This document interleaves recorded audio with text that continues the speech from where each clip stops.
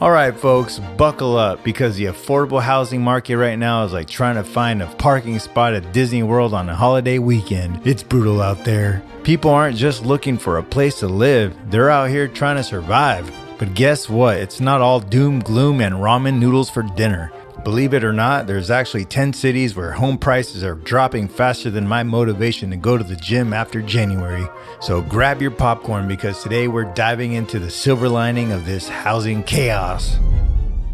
Coming in at number 10, speaking of Disney World, we got Orlando. Orlando is quite the hot spot for relocation. It continues to be one of the top destinations for people moving from other states, particularly from the Northeast and the Midwest. The warm weather, lack of state income tax, and relatively affordable housing. Well, compared to cities like New York and LA anyway. First-time homebuyers might actually get a break here. If interest rates stabilize or drop in 2025, first-time homebuyers could actually get a better shot at entering the market.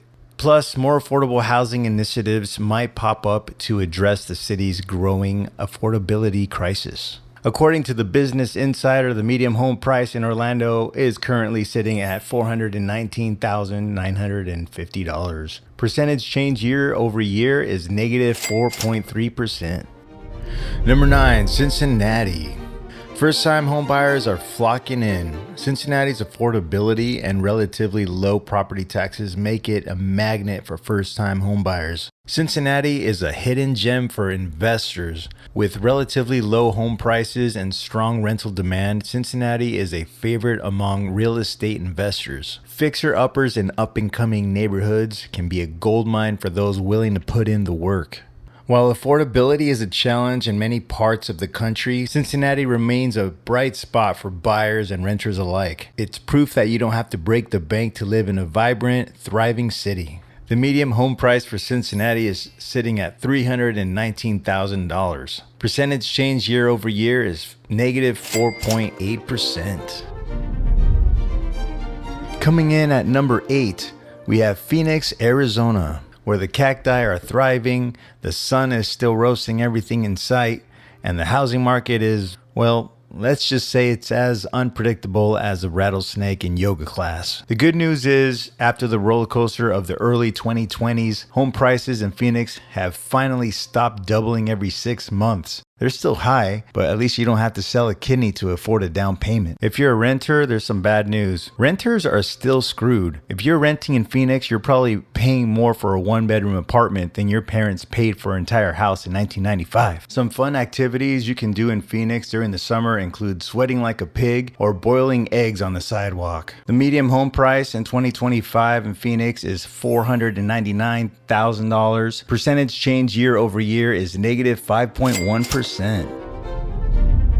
Number 7, Denver, Colorado. Let's dive into the Mile High City's housing scene, where the prices are high, the competition is fierce, and the only thing growing faster than the population is a waiting list for brunch at Snooze. I've lived in Denver for 4 years, and it's a great place to live. It's very outdoorsy. The people there are great. They're very friendly. When you go out to a pub or any kind of event, people are really approachable and they will talk to you. I love that about Denver. The problem with Denver is it's expensive. And if I were to say that there's a real estate bubble anywhere, I would probably say it's in Denver. What's keeping prices high in Denver is the high demand for housing and the hot job market. But what goes up must come down. And even though Denver's median price is higher than the national average at a whopping $577K, percentage change year over year is negative 5.4%.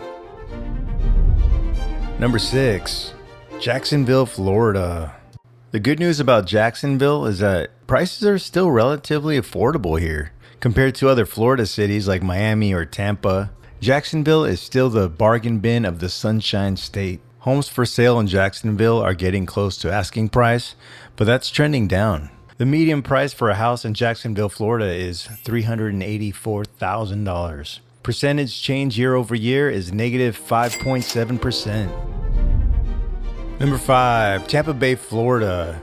Tampa Bay is a popular place because of its beaches, its history, culture, job market, and more affordable cost of living. Keep in mind, I said more affordable. I know nothing's affordable right now unless you're living in West Virginia. Yeah, a reason why Tampa Bay, Florida prices are going down is that they're just way too expensive right now. And people have folded. The demand is drastically reduced. Tampa, as of January 2025, is seen as a balanced real estate market, according to Redfin, according to Realtor.com. And balanced meaning that the supply and the demand are balanced, but it's quickly going towards the buyer side of things. Tampa is becoming a buyer's market. That's the trajectory it's on, and that's why it's on our list. With the median home price in Tampa at $395,000, percentage change year over year is negative 6%.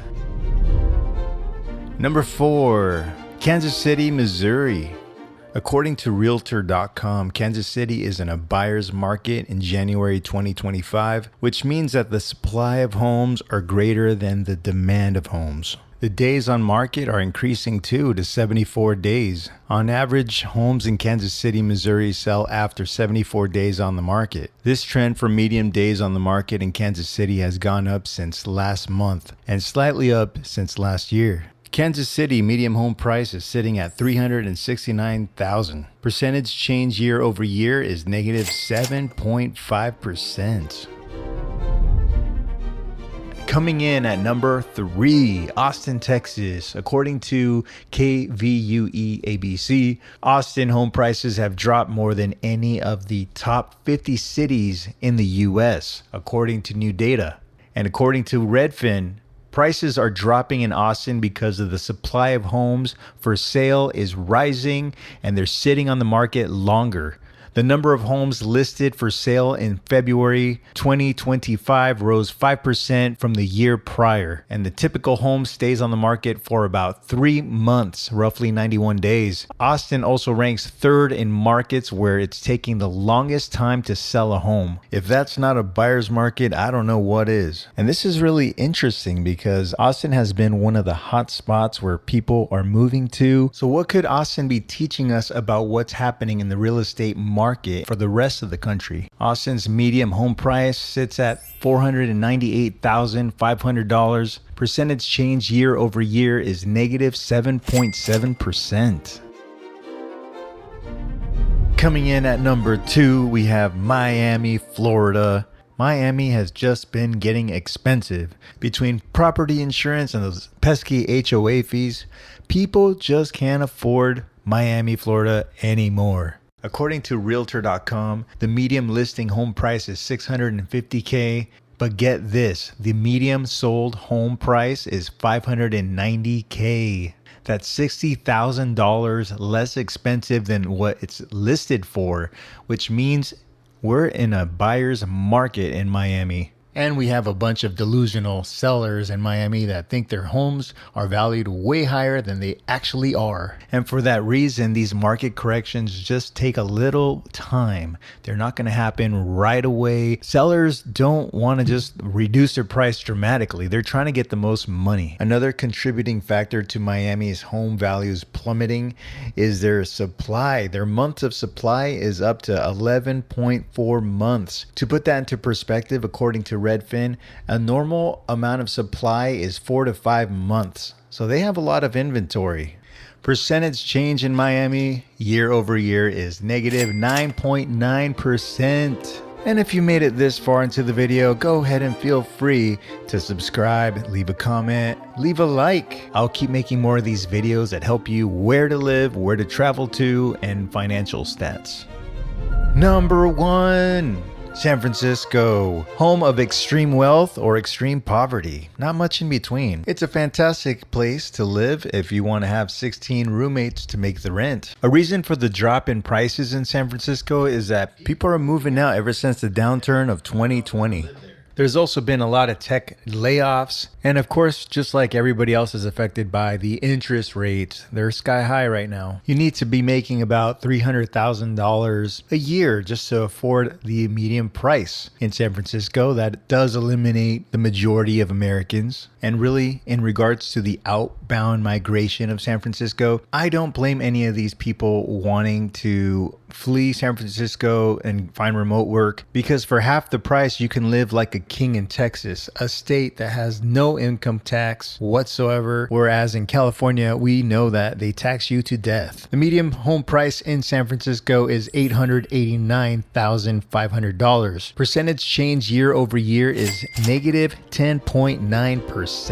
Quick disclaimer, I'm not here to play financial guru or tell you what to do with your money. I'm here to serve up the stats hot and fresh. What you do with them is entirely up to you, so take it all in, do your own research, make moves that make sense for you. Alright folks, that's a wrap on today's deep dive into real estate. But before you click away, let's talk about the elephant in the room, or should I say, the wild cards in the deck. The economy is like that unpredictable friend who shows up to the party and either makes it legendary or burns the house down. Between the stock market's roller coaster rides, tariffs playing tug of war, and consumers juggling a whopping $1.21 trillion in credit card debt, yes, you heard that right. There's a lot of uncertainty in the air. Could these be warning signs that certain real estate markets might take a nosedive? Maybe. Will it happen? Well, your guess is as good as mine. But one thing's for sure, stay informed, and keeping an eye on these trends is your best line of defense. So hit that like button if you're ready to ride this economic wave with us. Subscribe for more real estate insights and let us know in the comments, are you team market crash or team everything's fine? Until next time, stay savvy,